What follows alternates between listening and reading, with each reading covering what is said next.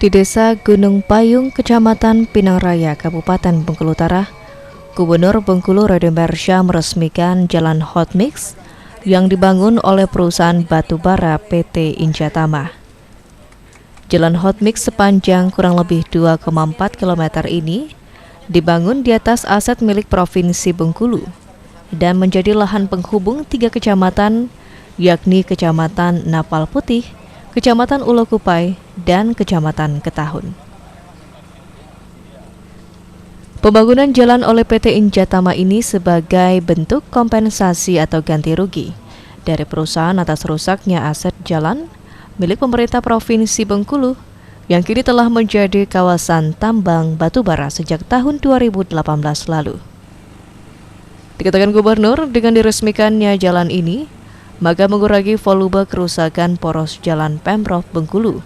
Kepada PT Injatama, Gubernur juga meminta agar jalan ini tidak dilintasi kendaraan yang melebihi kelas jalan, agar jalan ini dapat bertahan lama. Jalan Provinsi Bengkulu tentu dengan menggunakan poros jalan ini untuk aktivitas tambang, pasti tingkat kerusakan jalan itu akan menjadi sangat tinggi.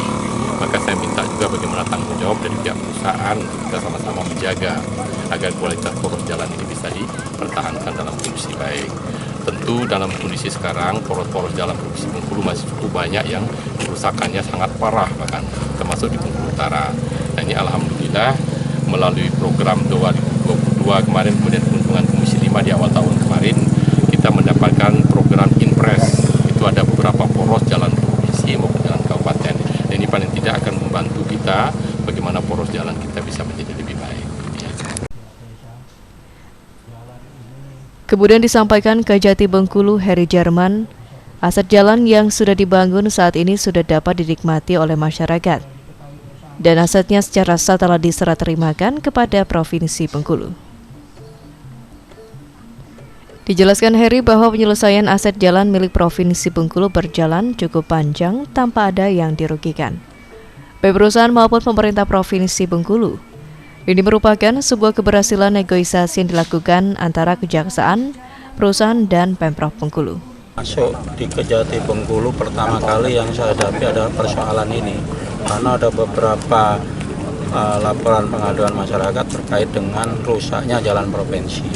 Maka dengan pendekatan penyelesaian alternatif di luar peradilan, maka saya dengan Datun bisa menegosiasikan. Nah, ternyata pihak Injatama itu bisa tidak hanya memikirkan kepentingan perusahaan ya, tapi ternyata mau diajak untuk memikirkan kepentingan masyarakat.